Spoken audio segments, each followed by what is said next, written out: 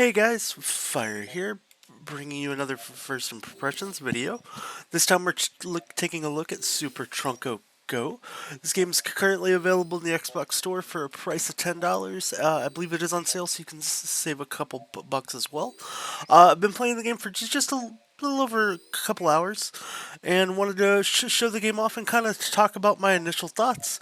As always with first impressions videos, I have not played through the whole game as you can see, but I've played enough to kind of share what I initially think, and if I think the game's actually fun or not. So let's dive into a level, and I'll kind of share my kind of thoughts and takes on the game. So it's a twin stick, like top-down shooter thing, where you're going to kind of be navigating through stages, shooting and eliminating enemies. Now, the kind of selling point this game has is really just, you have one life and you have limited bullets. So as you go around, you're going to start to pick up more and more bullets and gear and have to get all the way through the entire stage to be able to finish the level. Now, where this game does get very difficult and honestly can be a little annoying, at least at times, but like I said, I still appreciate the difficulty a lot because I'm one who really enjoys games that aren't just like pushovers. But if you die, no matter how far you are in the level, you have to start all the way over. And the levels aren't really short levels. You can be 15 minutes into a level and die, and everything you've done starts all the way over. Now, as the game has continued to go through the stages I've played, as you can see, we took some damage there. The enemies just get more and more brutal, and I think there's, based on some of the achievements, some boss levels at the end of kind of each of the columns of levels that we were playing. I'm not 100% sure, as I haven't got that far into the game, but the way the game generally works is as you get further and further, you'll start to get tougher and tougher enemies. As you can see, some of the guys start shooting red bullets at you, so you have to start managing all your time and resources to not get killed by these guys and still progress enough, all while monitoring the limited amount of ammunition that you have to take out enemies. Every single bullet you fire is precious because you don't really want to run out of those kind of resources, because you don't know if it's enough to get you to the end. So the game kind of pushes you to be smart with what you have. Now, there are a couple things that the game does, and I'll show you here. You actually can pick up different guns as you progress through and carry different ammunition for those weapons. And different guns can take enemies down faster, but there are times where you're going to want to just save those weapons to be able to get from one point to another, all while, really just micromanaging your weaponry. And that's something that's actually pretty cool about the game, but also can be quite frustrating, as you really have to focus on every little thing you're doing to ensure that ultimately you're not failing, dying, getting shot at, and getting into situations like you see me in right now, where just everything just goes south on you really quick with the amount of enemies that start coming through. If you hit like crazy amounts of enemies shooting at you, you might want to switch to, the rapid fire shots. Or if you're not having much luck with those, you might switch to a different shot to be able to come at enemies.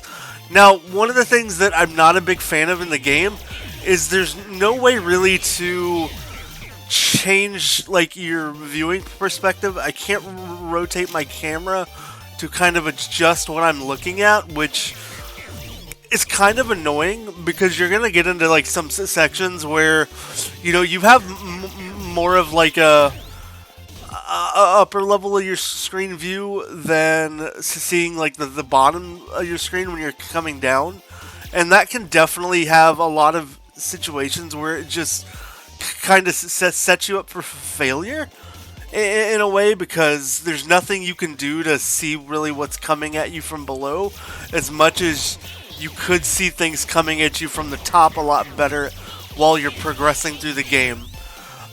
So that definitely is a part of the game that gets to be pretty challenging and can make some things honestly seem very unfair for the circumstances while you're playing. Hey, look, we got an achievement. That's cool. Oh, 500 enemies. Well, it's weird because I just shot a box and I didn't know boxes were enemies. But that's still cool. I'll take it.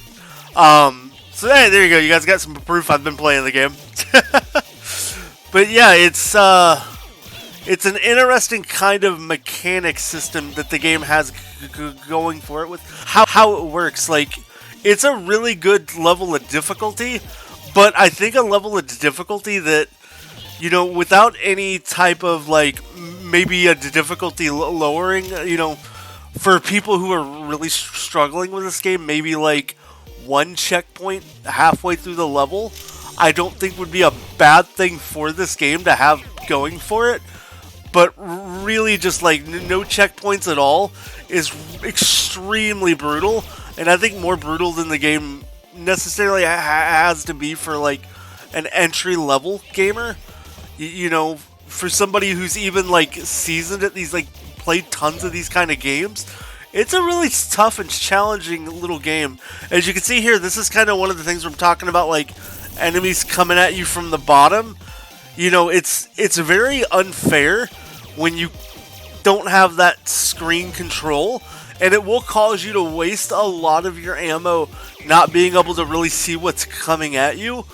And it can be really frustrating because if you get all the way to the end of the level and there's one enemy left, and guess what? No bullets or anything to pick up, you're just going to fail that entire level because you don't have any more ammo because the game might have put you in a bad situation. So a lot of it's really about playing your positions and working every angle that you're really encountering while you're going through the game. So as you can see there, I had no way to tell that there was a guy that was going to shoot me down there.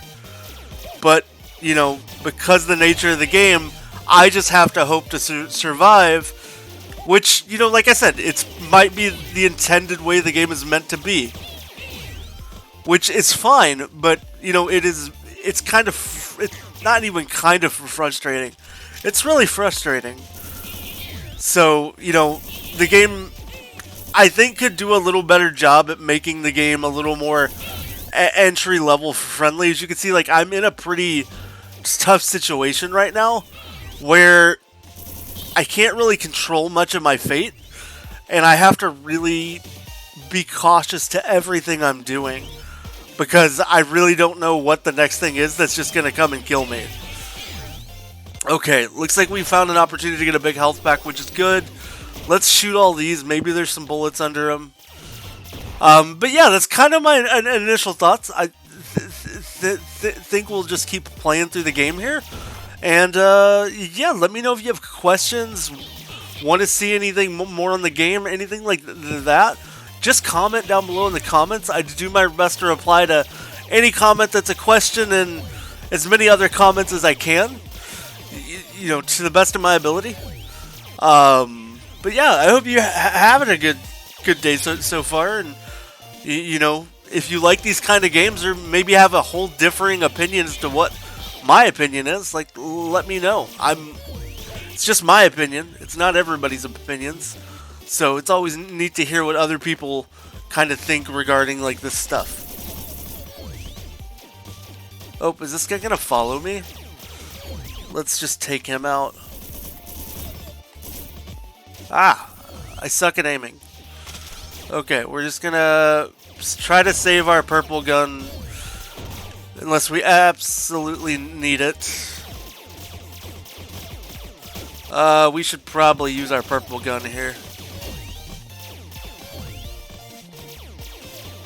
I don't want to use it. I just want to be a rebel. Okay, is there any other... Oh, it's this guy. Okay, unlocked a barrier. I think this is the part where I died up here last time, around this next turn.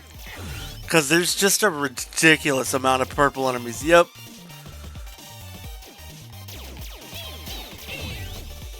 So many of these little guys start shooting you.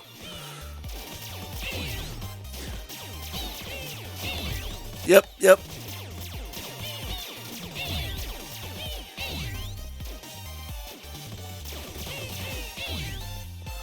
Okay, the more I creep forward, the more I think I'm just gonna die.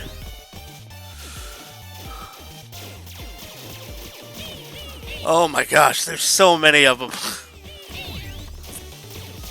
Come on, game, give me a break. I'm gonna get further than I've ever got before as I get shot. Okay, what else is next? Yeah, this is definitely the furthest I've gotten. I think I've tried this level three times so far. Alright, let's take out this other guy here. Oh, I ran right into that dude. Actually, maybe this is the part that... Nope. I think that was the part that I've died at so many times. Hey, okay, so we found the key. So you have to get this little key, too, to then unlock the final door. So yeah, I've not gotten this far. So I'm going to be as cautious as I kind of can be here. And just hope to survive. This thing will knock me off. Oh, no, okay, that wasn't what I wanted to do at all.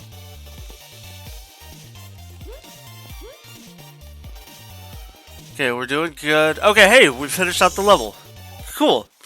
Well, I want to thank you for joining me as I kind of share my thoughts on Super Trunko Go. I hope you enjoyed the video and gave you a little more insight into the game. Outside of that, hope to catch you guys next time.